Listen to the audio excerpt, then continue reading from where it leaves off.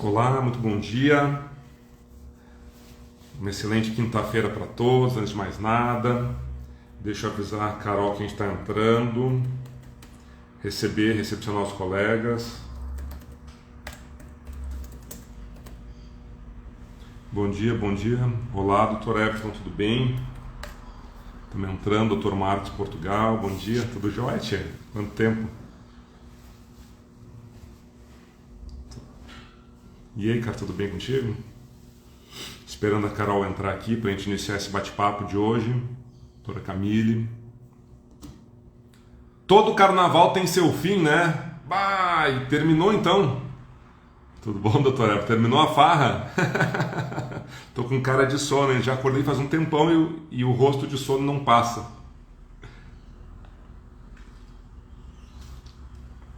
Tempinho bom demais. Vamos ver se a Carol já chegou, já chamou ela aqui. Aqui, ver se ela... Eu já chamei a Carol aqui, vamos ver se ela vai entrar. Doutora Viviane, bom dia também. Doutora Andréia, sejam todos muito bem-vindos. E aí, Carol? Bom dia, tudo bem? Bem-vindos todos. Bom dia, Fábio. Bom dia, bom dia. Tudo bem? Eu tava falando pro pessoal, todo carnaval tem seu fim. Eu tô com essa cara de sono ainda. Acordei um tempão e tô com cara de sono. E olha que o nosso carnaval já é mais leve, né, Fábio? Não, o nosso nem Em tem família. folia, né? Folia de trocar fralda. A minha é folia de trocar fralda. Exatamente. Não é tão divertido assim. Mas o pessoal aguentou bem. Doutor Olegário.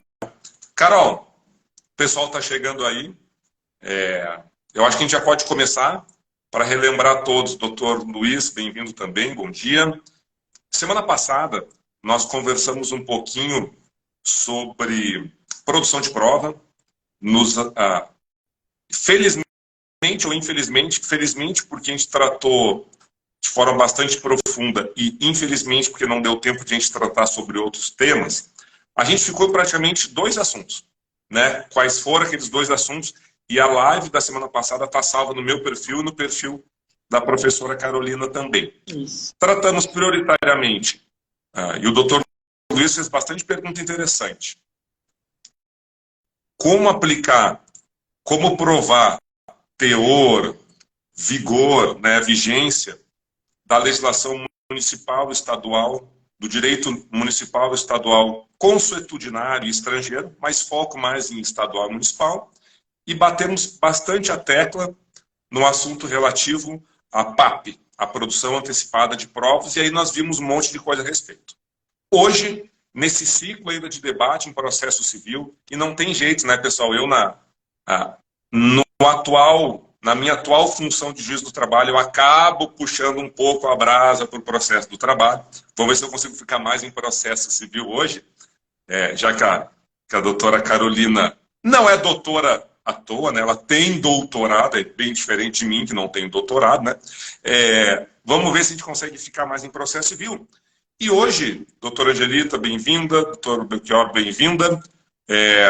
A gente trouxe um assunto que foi um assunto que há 2 semanas, há 10 dias, veio bastante assunto, bastante tema polêmico sobre ele, muito embora fosse um assunto que já está no CPC desde o ano de 2016, né, que diz respeito ao 139, principalmente ao inciso 4 do CPC, que trata das medidas executivas atípicas.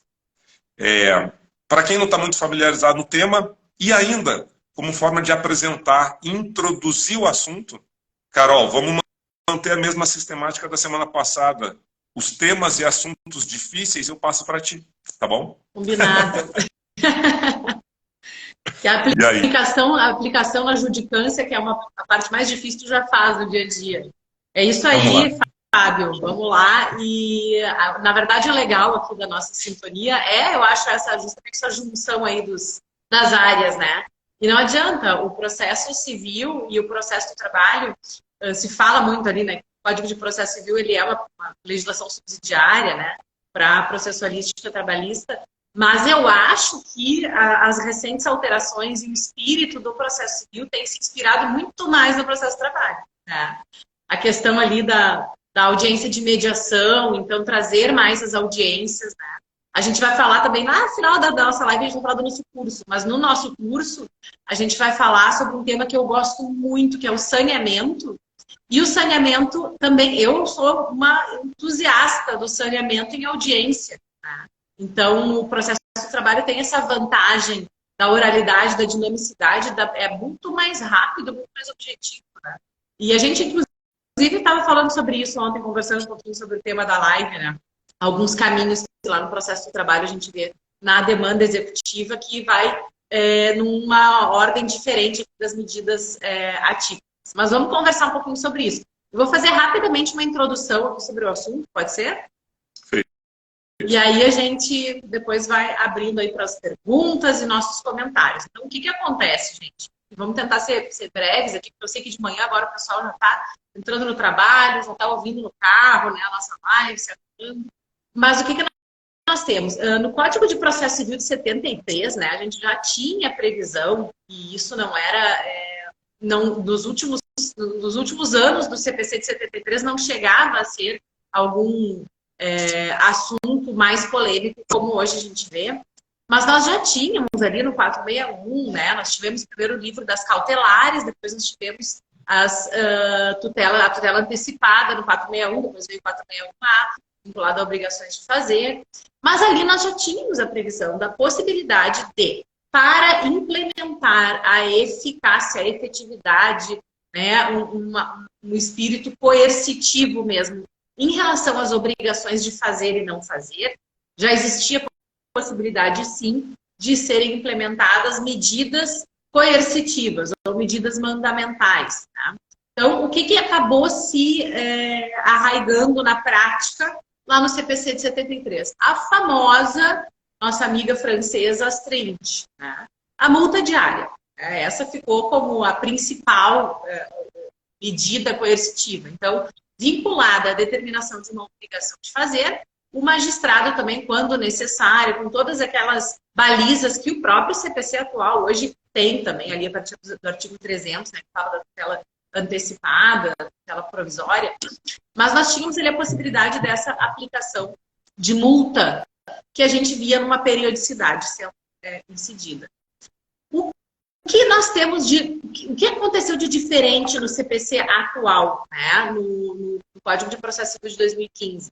Lá no artigo 139, eu estou aqui já de olho nele, que eu quero fazer a leitura do artigo e do inciso. Lá no artigo 139, nós temos uma lista vinculada aos poderes e deveres do juiz.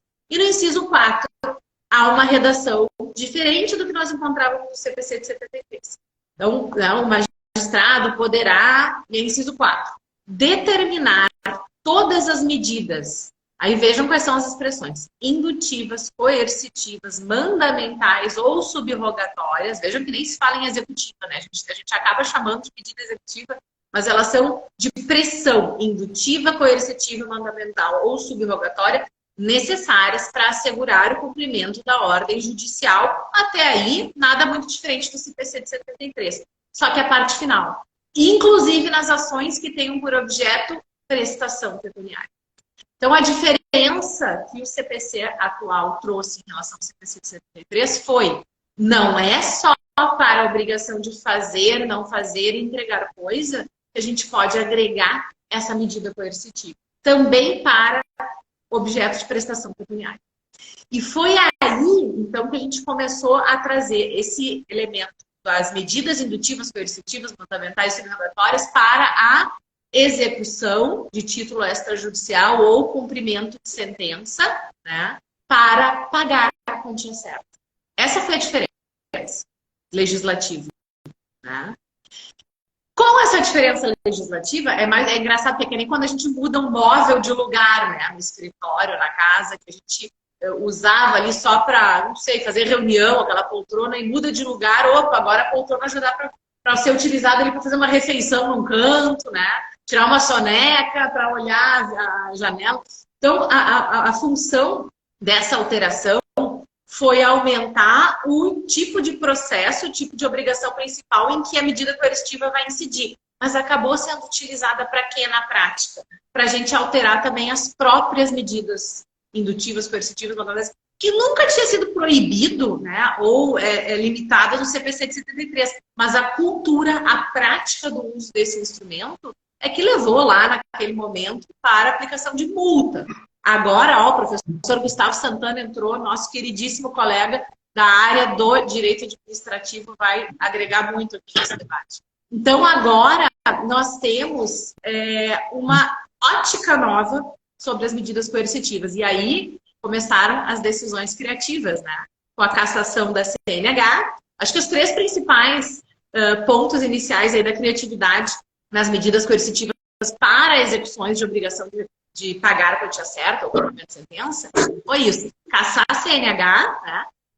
Retirar o passaporte do sujeito e o cartão de crédito. É verdade. E aí, por que a gente está falando desse assunto agora?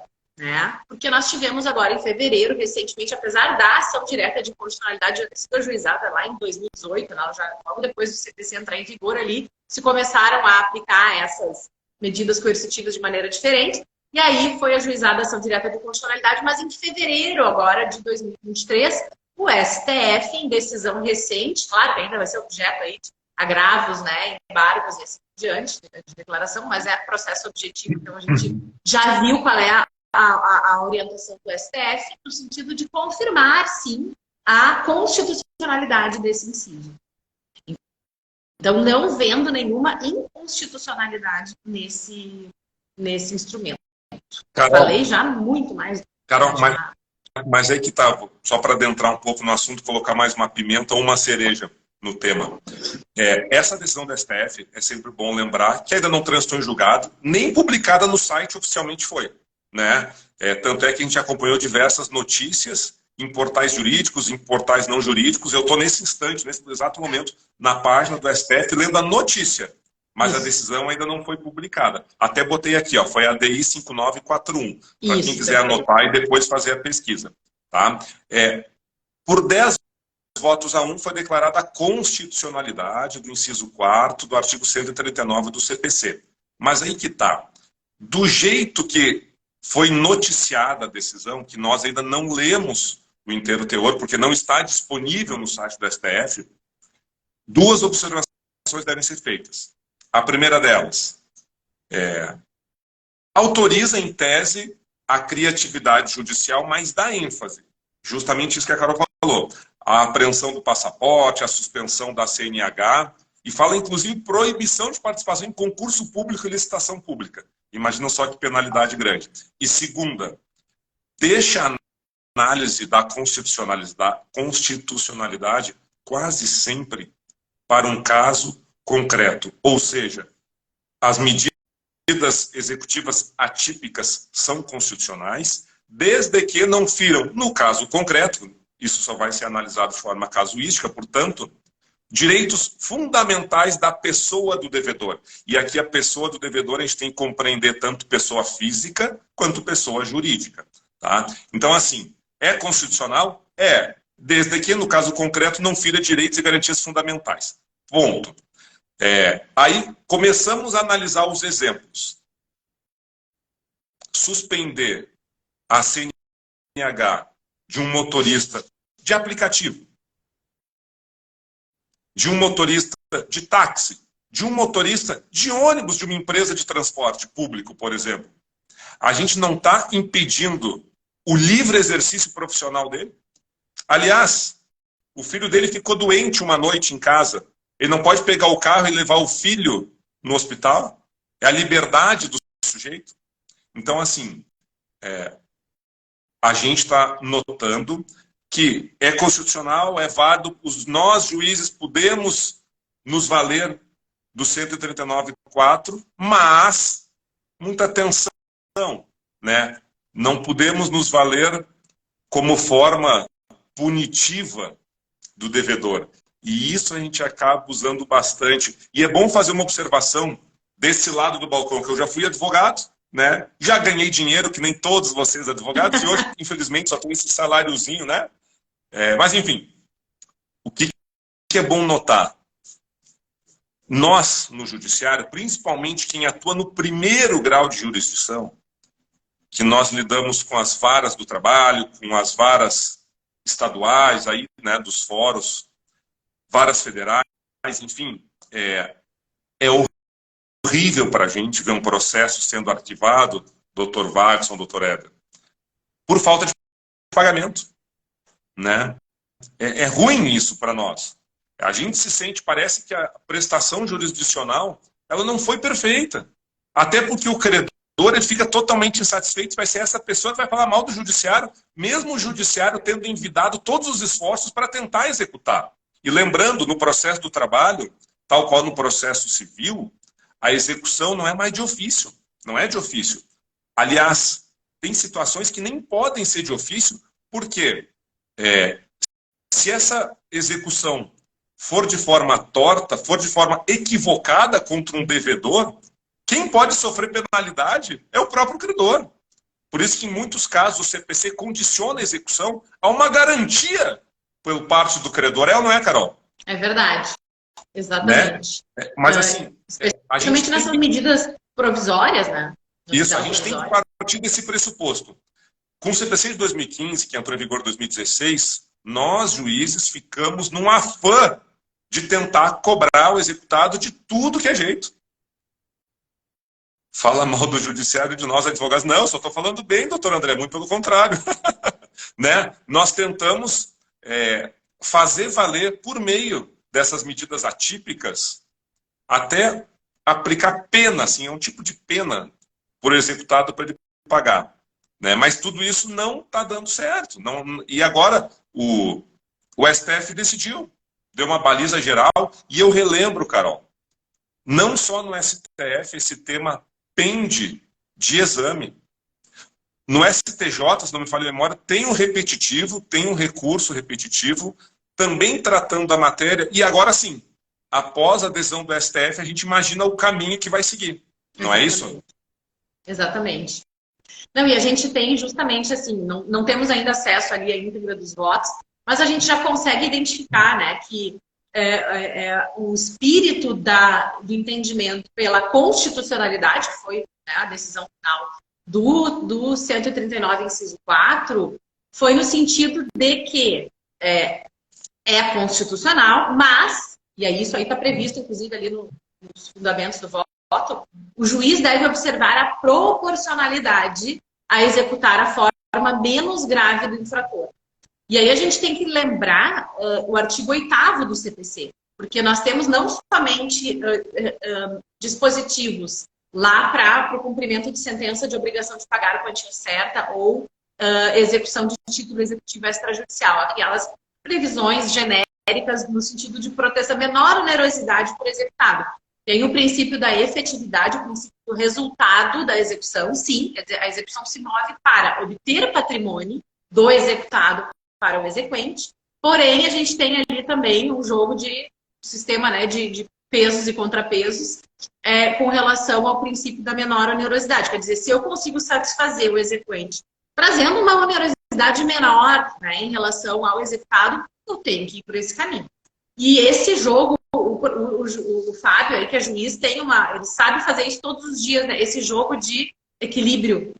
Porque a gente não tem as normas completamente cogentes e objetivas. Então, o que o artigo 8º traz? Ele está lá no capítulo das normas fundamentais processuais, que também é um rol trazido pelo CPC atual e não existia esse rol separado, né, do CPC anterior. Então, tem lá o princípio da cooperação, da boa-fé, da estimulação da mediação. E lá no artigo 8º a gente tem uma norma que é básica para a interpretação de todas as outras, inclusive o 139.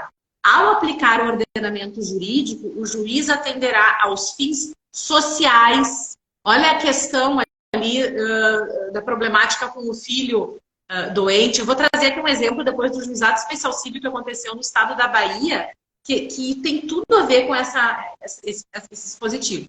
Então, ele atende aos fins sociais e às exigências do bem comum. Então, ele não pode conduzir aquele processo pensando só no processo.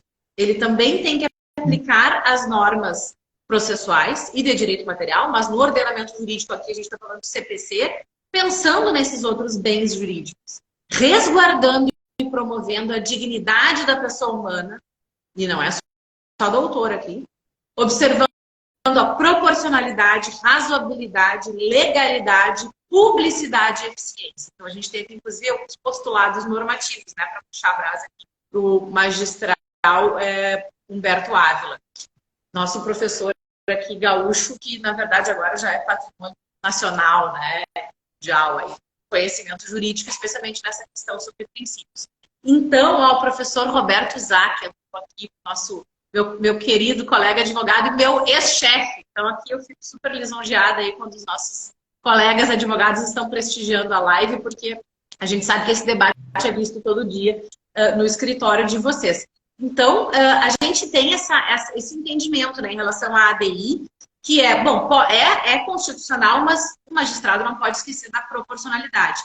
E aí, claro, o argumento contrário foi em relação à eventual inconstitucionalidade dessa medida quando aplicada em casos envolvendo pagamento de dívidas. Tá? Então, o argumento principal dos ministros que divergiram da constitucionalidade, né, entendendo pela inconstitucionalidade, não, tudo bem as medidas coercitivas, mas aplicar isso em uma obrigação de pagar, em um cumprimento de sentença para pagar a quantia certa ou execução de título extrajudicial para pagar a quantia certa, é que não se mostraria adequado. O caso que eu lembrei, eu trouxe uma lista aqui de medidas coercitivas que já foram aplicadas, né, em jurisprudência, e que algumas até são engraçadas, mas o caso que nós vimos acontecer no ano retrasado, no Juizado Especial Civil da Bahia, vejam que interessante.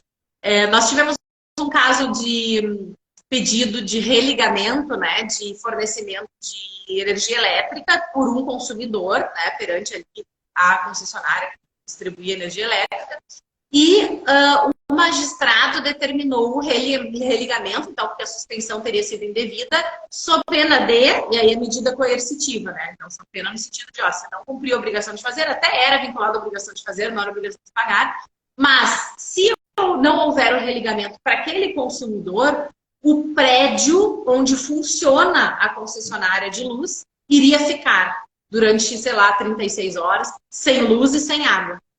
E o que isso ia gerar? Milhares de outros consumidores iam ficar sem esse fornecimento desse serviço.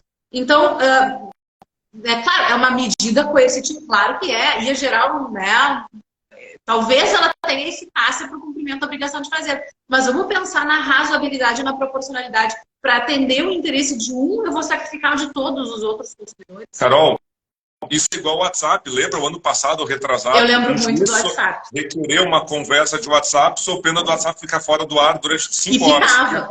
E ficava. Você lembra que no início, quando começou isso? Ficava. Carol, mas eu tenho uma dúvida. Era criminal. Uma dúvida do dia a dia, tá? Já conversei com colegas servidores na secretaria, diretor, outros colegas magistrados. Qual o melhor momento, o momento adequado de se requerer, quando é o advogado que vem requerer, o advogado credor, ou o juiz, que pode, inclusive, de ofício, determinar a aplicação de uma medida executiva atípica? Tu acha que teriam de estar esgotadas todas as medidas executivas típicas antes? Não só concordo que deveriam estar esgotadas todas as típicas, como digo mais, para a obrigação de pagar, vamos pegar aqui bem a novidade do inciso 4, né? Então, execuções para pagar a quantia certa e cumprimento de sentença. Me parece que o requerimento vindo do advogado, desde o início, vamos lá, desde a petição inicial da execução de título extrajudicial, ou desde a primeira petição ali para intimação para pagar o cumprimento de sentença, já se trazer ali um pedido de medida coercitiva sendo aplicado antes mesmo, às vezes até da intimação ou da citação para pagar, ou não havendo pagamento, busca de patrimônio, né? Isso me parece uma medida absolutamente vulgarizadora das medidas coercitivas. Por quê? Porque demonstra uma falta de técnica, até mesmo do advogado. Dizer, olha, eu ainda não tenho nenhum indício aqui de que não haverá pagamento, mas eu já estou querendo aplicar aquele elemento de pressão. E é claro que a não banalização desse instituto, isso só vai se obter, ou talvez aquela questão da proporcionalidade, da razoabilidade, quando isso deve vir do magistrado, isso só vai acontecer se forem utilizadas em última ratio. né? Quer dizer, primeiro, quando realmente está configurado não cumprimento, e segundo, configurado o não cumprimento, aplicação de medidas típicas. Qual é a medida típica mais básica em relação, especialmente à obrigação de fazer? Multa num valor razoável. Depois a gente sabe que o magistrado até de ofício pode alterar, reduzir, pode modificar, exatamente criar um teto ali para multa, né, consolidável em valor X. Então, para a gente começar a utilizar as medidas atípicas, é óbvio que a gente consegue comprovar e demonstrar que houve razoabilidade e ponderação ao se percorrer um caminho mais usual para a cobrança. Porque o Código de Processo Civil ele traz instrumentos para cobrança usual, até mesmo constrição, bloqueio de valores eletronicamente, né? Inclusive, no nosso curso, a gente vai falar, uma das nossas aulas é exatamente sobre isso, né, Fábio? Sobre os instrumentos novos que a gente tem, né? O CIRA, o Sniper, né? As formas de busca de patrimônio que vão pelo caminho usual. Carol, só pra gente... tá, vai, fala. Termina, eu ia só listar as medidas coercitivas esdrúxulas que a gente já viu por aí, né? Vamos ver isso no final, tá. Vamos ver no final mais. Depois a gente faz o pessoal aqui na... porque eu fiquei com uma dúvida agora, olha só. Vamos lá. Então, a gente precisa, no processo civil, processo de trabalho também, em tese, esgotar todas as medidas típicas de execução. Vou pensar no meu dia a dia. Cisbajude, tentar achar dinheiro em conta bancária, renajude com algum veículo, achar imóveis, a gente faz... manda ofício para registros civis, registros imobiliários, enfim. A gente vai tentando achar, não achamos nada. Tá? Isso não são achamos medidas nada. executivas, não são coercitivas, só lembrando. Pronto. Isso tudo é medida para achar patrimônio, é o objeto do cumprimento principal. Isso, perfeito. Não encontramos nada. Vai sair um despacho. Diga ao credor, em tantos dias, quais outros meios de execução ele indica para o juízo. Né? Me diga onde é que está o patrimônio do devedor, nos ajude a achar bens. Aí de duas situações. Ou ele não fala nada, ou ele vai indicar mais algum bem, a gente vai tentando executar. Se ele não fala nada, três situações podem acontecer.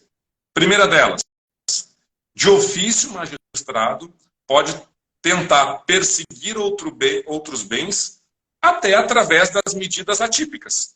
Né? O coercitivo, fulano, então assim, vamos dar um exemplo, eu gosto muito desse exemplo.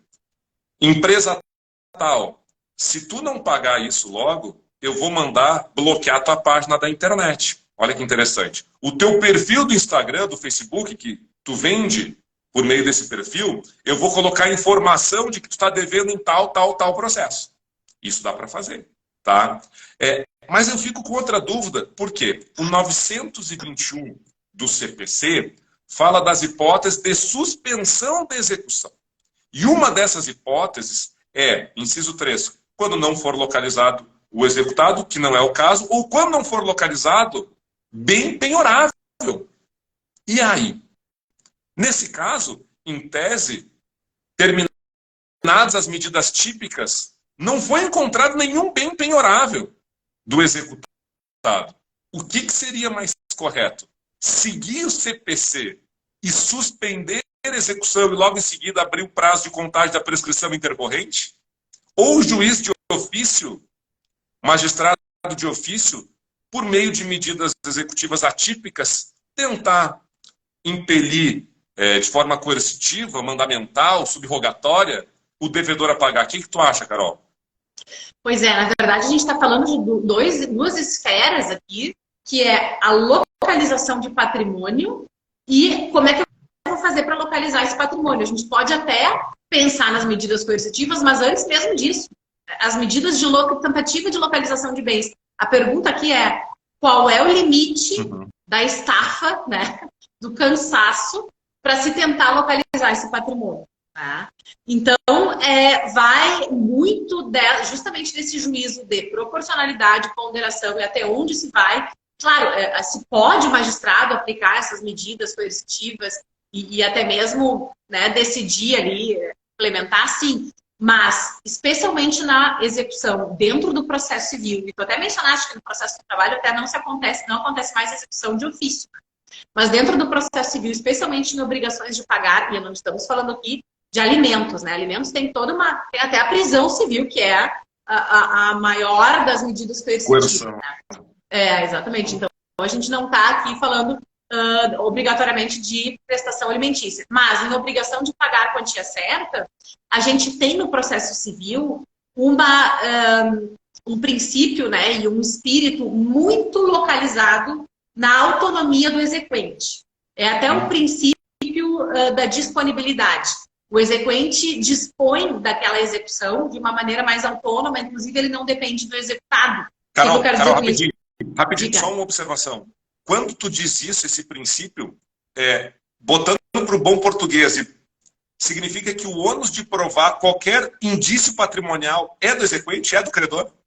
Não o ônus de provar, mas esse princípio diz que o exequente, se quiser desistir da execução, ele desiste, se quiser ir adiante, ele vai adiante. E sim, ele tem uma obrigação de buscar patrimônio minimamente, claro que dentro das ferramentas possíveis para uma pessoa, né, um civil, ou seja, o que ele vai buscar? Certidões públicas. É o que ele consegue fazer.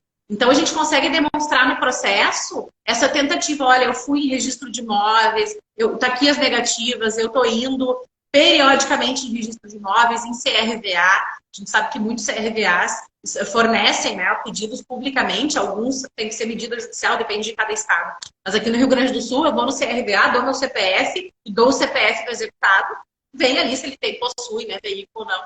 A gente consegue fazer busca.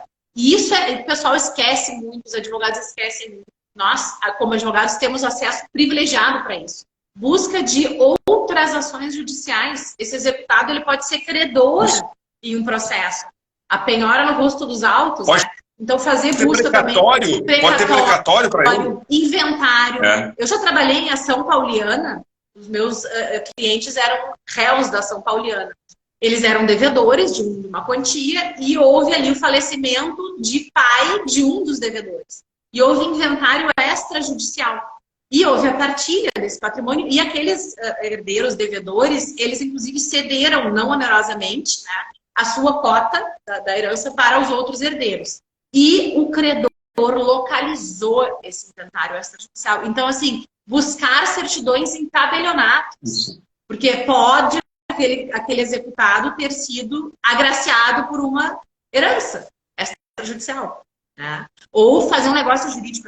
Carol, e tu tá esquecendo, para mim, não é o principal meio, mas é um dos principais meios de localização patrimonial. Redes sociais. Ah, galera! Eu conheço pessoal quebrado demais, mas que posta foto Carnaval da Bahia, em Recife, em Jurerê Internacional, e assim vai. Por isso que eu gosto de tanto de provas digitais. Nestes casos, fica nítido o quê? É o que a doutrina chama de devedor ostentação. O cara está quebrado, não tem um pila no bolso, não tem R$1 no bolso, só que está andando de carro importado, está tomando vinho caro, está viajando bastante. Nestes casos de devedor ostentação, é nítido que ele só não tem patrimônio formalizado. E aí, olha uma outra medida que não é uma medida coercitiva, mas tem efeito de, mais ou menos que nem protesto da sentença, que está previsto no CPC atual, já existia no CPC anterior, mas não era previsto expressamente. Quer pressão maior para esse devedor, a gente fazer uma petição no processo de execução falando excelência, mesmo que seja juízo estadual, oficie a Receita Federal para entender aqui, investigar qual é o patrimônio desse executado, quais foram as declarações de imposto de renda que ele fez, qual é o patrimônio dele, porque como é que ele está. Então, oficie a Receita Federal, não é nada que vá beneficiar aquele exequente diretamente, mas se eu sou executado e estou nessa situação complicada aí de ter supostamente patrimônio que não está efetivamente declarado, e vejo essa petição no processo, mas é na hora que eu ligo para o exequente fazer um acordo. Vamos arquivar esse processo. Vamos extinguir esse processo. É muito comum, principalmente para devedores profissionais, tá? Que eles blindem seu patrimônio ou por meio de pessoas jurídicas que a gente desconhece, ou por meio de laranjas. E aí, normalmente, são familiares. É o pai, a mãe, o tio, a tia, o sobrinho, que acaba ficando com todo o patrimônio, e aquela pessoa que nem usa o cartão de crédito em nome dela. né? Ela nem usa o cartão de crédito no nome dela, ela não tem condições de fazer isso. Tá, então, Carol, exatamente. Só para dar uma rebobinada para quem é da época de Blockbuster, ter que rebobinar a fita para não pagar multa, né? E relembrar o que a gente viu até aqui. Primeiro, as medidas executivas atípicas, elas devem ser aplicadas de forma subsidiária, ou seja, após o esgotamento das medidas executivas típicas. Né? Aquilo que e após a busca de patrimônio, o cumprimento de serviços. Perfeito. Segundo, essas medidas elas podem ser aplicadas de ofício ou a requerimento da parte. De ofício pelo magistrado ou a requerimento da parte. Terceiro, elas são constitucionais, começamos falando sobre a constitucionalidade, e não podem, no caso concreto, né, análise casuística, portanto, ferir direitos fundamentais. Falamos, por exemplo, o direito ao exercício de uma profissão e o direito de liberdade, de locomoção da pessoa. Tá? Não podem, portanto, também serem utilizadas como forma de tão simplesmente punir o executado. Tá? Não pode punir. E aqui vem outra questão, Carol, que eu quero levantar a bola para ti. Eu li bastante doutrina, eu tenho um livro sobre assim, uns 20 artigos só sobre medidas executivas atípicas, só de cara que entende muito de processo civil. Dizendo o seguinte, condicionando, essas medidas não podem, são todos extremamente categóricos, e eu não tenho dúvida que eles defendem muito mais réus executados do que exequentes. Tá? Essas medidas não podem ser utilizadas se não houver, ao menos, um indício de que o devedor possua patrimônio para pagar. Esgotadas todas as medidas típicas. Se o cara é um quebrado, e assim, eu não tenho essa estatística formal, mas quase metade das execuções trabalhistas, o executado não paga porque a empresa quebrou. A gente fala de desconsideração da personalidade jurídica, o sócio não tem R$1 no bolso. Não tem, o cara está fazendo mais necessidade, às vezes, que o próprio exequente, no caso, o ex-trabalhador, ex-empregado. Tu acha, então, imprescindível que haja esse indício de existência de patrimônio tal qual nessa situação que a gente falou do devedor ostentação? Porque o devedor ostentação, uma foto no Instagram que traga para o juiz, olha, juiz, poxa, o cara está aqui no carnaval, quebrado, não tem R$1 para pagar essa execução, mas está andando de jet ski em Jurerê. E aí, ele e o Neymar estão lá em Jurerê andando de jet ski, e o Michel Teló, todos têm casa lá, e o Guga. Tá? Há necessidade de um patrimônio mínimo ou de um indício patrimonial? Me parece que sim, porque a gente está entrando numa esfera aqui coercitiva no sentido de... até eu quero depois voltar aqui para o inciso 4 para a gente ver como a redação do artigo tecnicamente nos ajuda nessa conclusão. De pressionar o executado a fazer ou pagar algo que se sabe que ele consegue fazer ou que ele consegue pagar. Isso. Por isso, é daí que surgiu a criatividade da questão ali do passaporte. Quer dizer, o que tem a ver, né? Passaporte, então é viagem internacional. Sim, aquele executado que está fazendo viagens internacionais, está ostentando aí, né? E para fazer viagem internacional, a menos que seja por um motivo básico aí de trabalho, enfim, aí a gente sabe que não é nem do bolso ali do executado que sai a conta, mas não é um luxo, né? Não é uma necessidade básica. Se está fazendo viagem internacional é porque então tem indício de patrimônio. As redes sociais são o nosso maior fomento. Mas a gente precisa, sim, para a aplicação das medidas mandamentais, coercitivas, indutivas, esse mínimo de indício que o magistrado identifica, e o exequente, quando requer, né, que é possível aquele executado cumprir a obrigação. Até porque, olha que interessante, gente. A gente está esquecendo aqui que para as obrigações de fazer, obrigações de não fazer, até mesmo as obrigações de entregar coisa, nós temos, tanto no inciso 4, como em todos os artigos do CPC que prevêem esse tipo de sentença, de decisão para a obrigação de fazer, a determinação das medidas é indutiva, coercitiva, mandamental ou subrogatórias. O que são as medidas subrogatórias? As medidas subrogatórias são aquelas medidas que o magistrado, a parte exequente, identifica como impossível que aquele executado cumpra a obrigação. E aí o exequente, o magistrado, bom, então esse executado não vai pagar, não vai fazer. Ele não vai fazer, mas tem outra pessoa que consegue fazer. É uma obra, é uma benfeitoria num imóvel, é a entrega de um produto, é a realização de um serviço, obrigação de fazer, obrigação de não fazer, não emitir ruídos. Bom, ele não vai parar de emitir ruídos, mas a gente consegue retirar ali o fornecimento de energia elétrica. Outro resolve, né? Então, as medidas subrogatórias é a gente conseguir que outro sujeito realize aquela obrigação. Claro que depois, na esfera indenizatória, o executado vai ficar obrigado a reembolsar, indenizar o que o exequente gastou na busca dessa realização da obrigação por terceiro. Então, a gente até tem essa via, né? Dizer, olha, não deu para o executado realizar, então vai ter outro. Qual é o problema? Na questão de obrigação de pagar ou execução de título extrajudicial para pagar a quantia certa, a gente não consegue ir no patrimônio de terceiro. Só naqueles casos expressos que o CPC prevê. Por exemplo, regime de bens, então, dependendo do regime de bens entre cônjuges, a gente vai ter essa solidariedade. Tu falaste aí na desconsideração da porcentagem jurídica também, né? O bem que está em posse de terceiro, a questão ali da fraude, acredores. Bom, aí a gente tem algumas hipóteses que sim, a gente consegue atingir patrimônio de terceiro, mas são excepcionais. Carol, o doutor Lucas fez um questionamento bem legal aqui. Eu acho que tu já respondeu. Quer dizer, ele está abrilhantando a nossa live. Ele está lá em Portugal falando sobre direito estrangeiro e está aqui. Eu estou me sentindo super lisonjeada com a presença dele.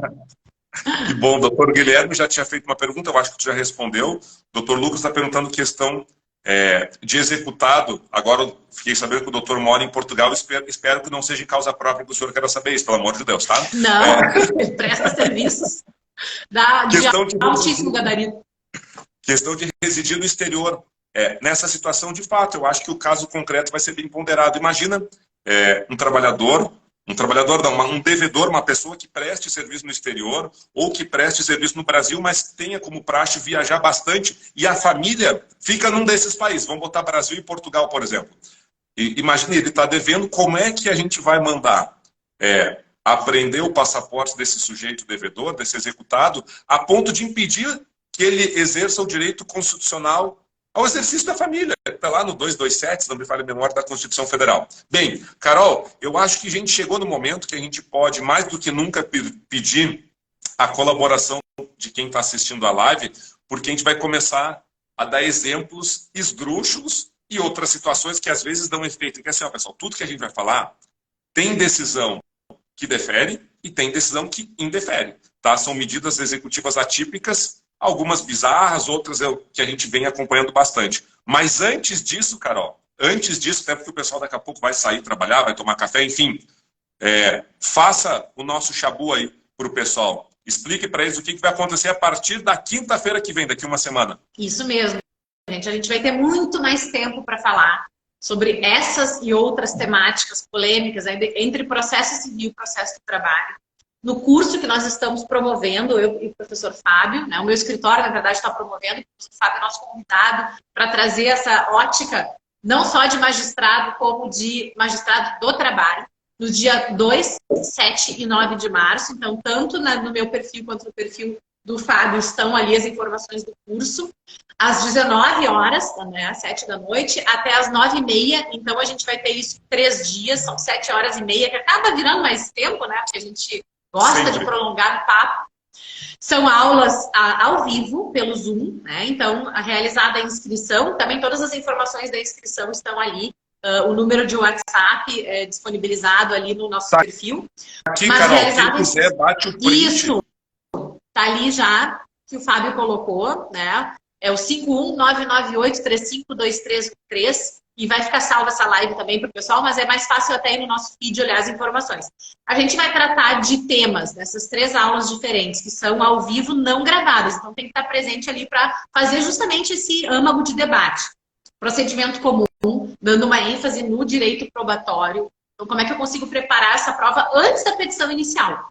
Né? A questão ali de o que facilita para o magistrado e o que o advogado consegue fazer. Carol, e aqui eu vou falar um pouquinho sobre as provas digitais, tá, pessoal? De forma introdutória, mas maravilhoso. Alguns avanços. Que o Fábio também já está estudando bastante sobre isso e aplicando. Tutela provisória, a gente vai tratar bastante sobre a tutela de urgência, qual é a melhor forma de usar aquele nosso procedimento antecedente, que sim, ele tem uma utilidade bem interessante, não está esquecida do CPC. E a nossa última aula vai falar justamente de temas que a gente está tratando aqui, sobre novas ferramentas no processo de execução. né, no cumprimento de sentença. Então, o sniper, as medidas coercitivas. E a gente ainda traz o curso com alguns bônus, né? Depois a gente vai ter um grupo permanente de WhatsApp para debates. Um mês de consultoria a respeito das questões acadêmicas tratadas no curso. Cara, isso não tem preço, Carol. Isso não tem preço. Então, o aluno que ficou com dúvida, olha, aquilo que a gente tratou no curso, eu vi num caso concreto aqui, pode fazer a busca ali da consultoria junto a mim. Desconto para ex-alunos, também está divulgado ali nos nossos perfis, mas também entrando em contato pelo WhatsApp, a gente dá essa informação. E uma inscrição está trazendo a possibilidade de 2 logins, 2 acessos por escritório. Então, o escritório que realiza a inscrição consegue trazer o login, o acesso de 2 advogados, de 2 colegas do nosso curso.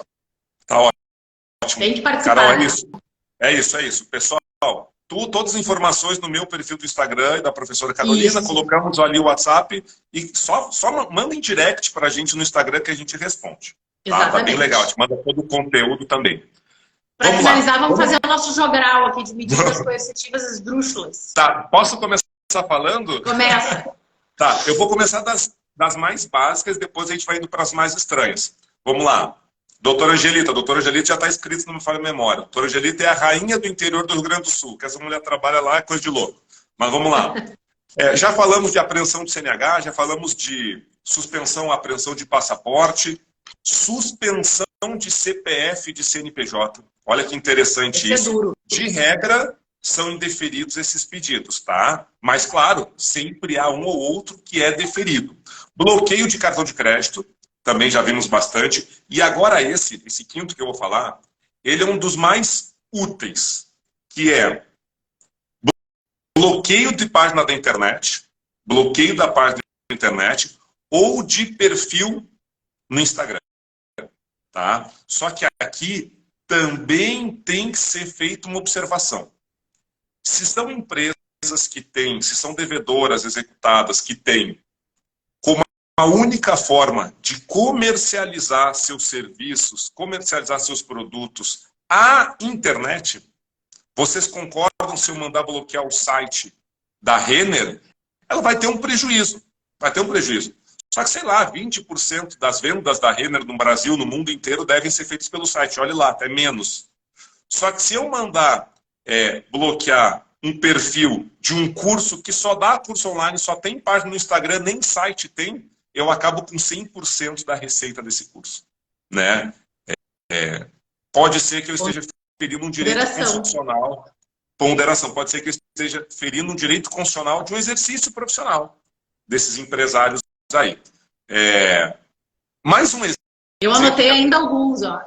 Direitos políticos, suspensão de direitos políticos, suspensão do exercício da profissão, oficial AB, para o executado não advogar mais, ou o Conselho Regional. Mas me parece assim, quando a gente fala de obrigação de pagamento, obrigação de pagar, se a gente mexer no ofício, no labor da pessoa, em tese ela vai ter menos recursos para pagar a execução.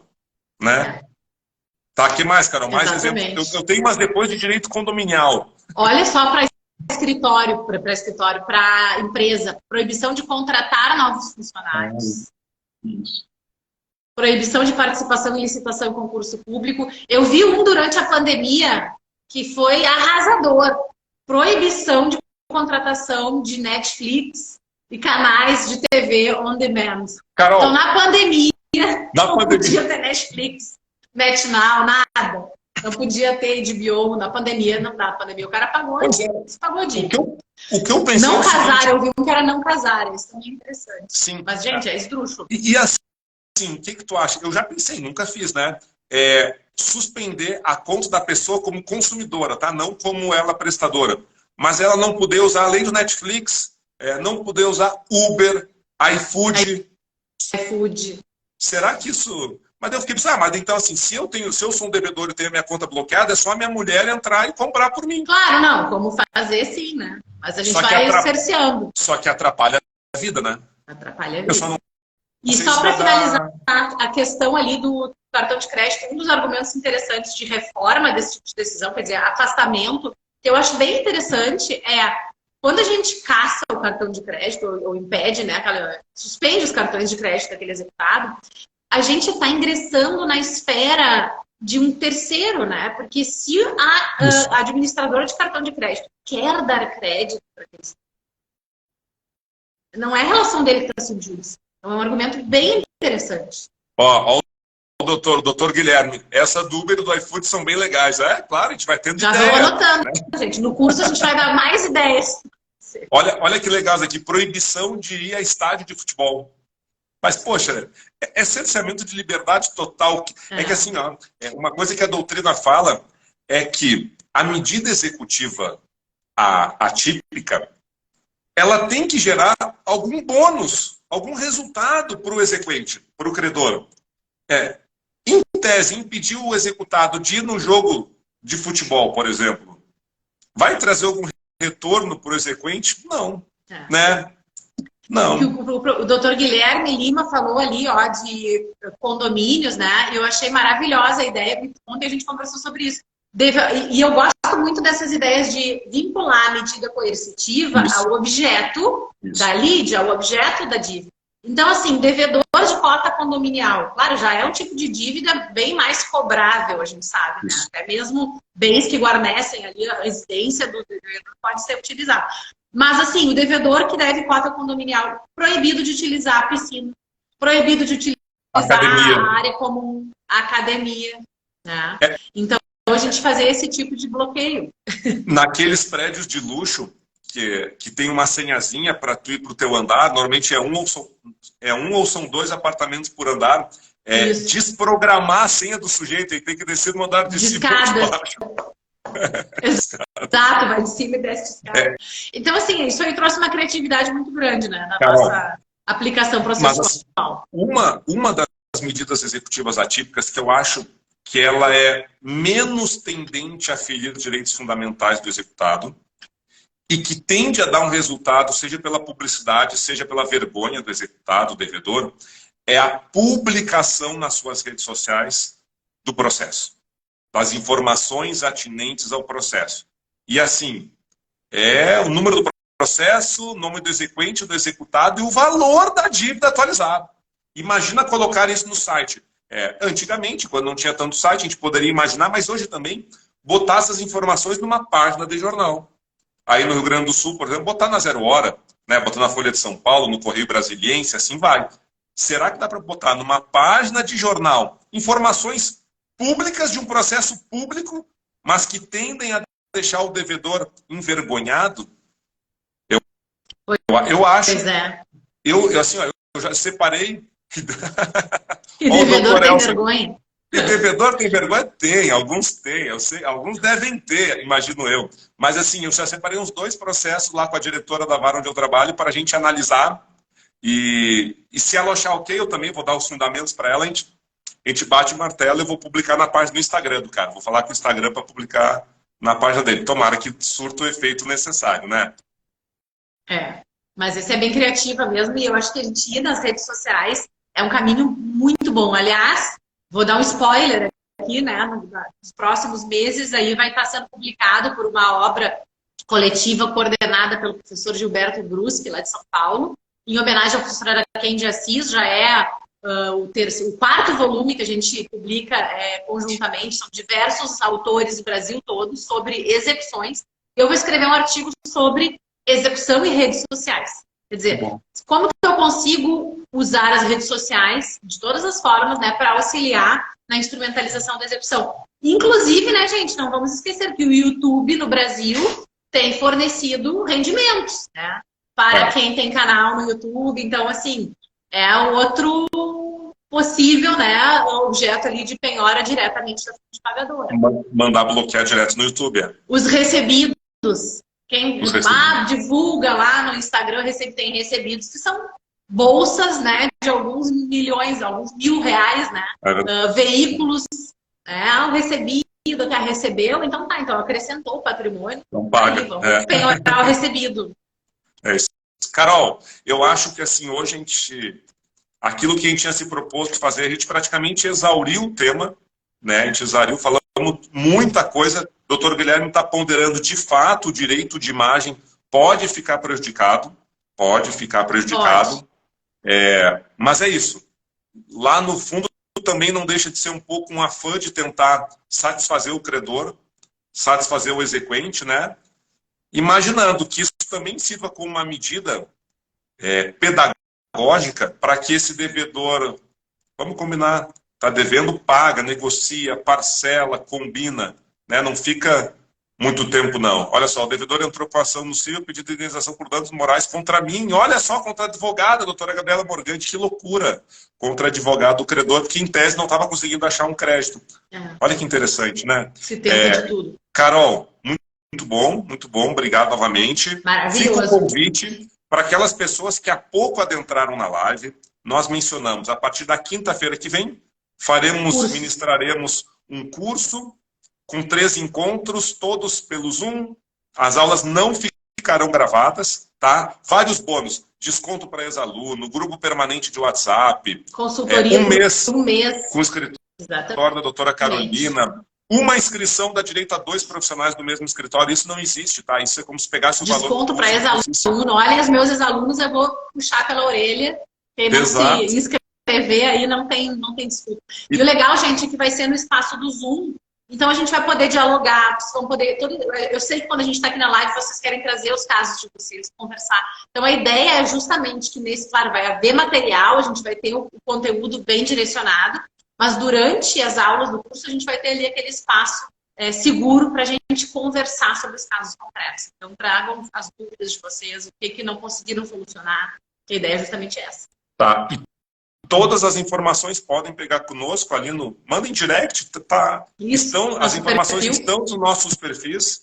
As informações são só pelo WhatsApp do escritório doutora Carolina, que é esse WhatsApp que eu coloquei aqui. Tá? Acrescentem ali e daí o pessoal lá manda todas as informações. Carol, é isso? Perfeito. Obrigado. Só vontade de conversar mais. Mas vamos deixar para o dia 2 agora. Isso. Beijo e abraço a todos. Obrigada, tchau, tchau. Pessoal, um abraço e bom dia. Tchau.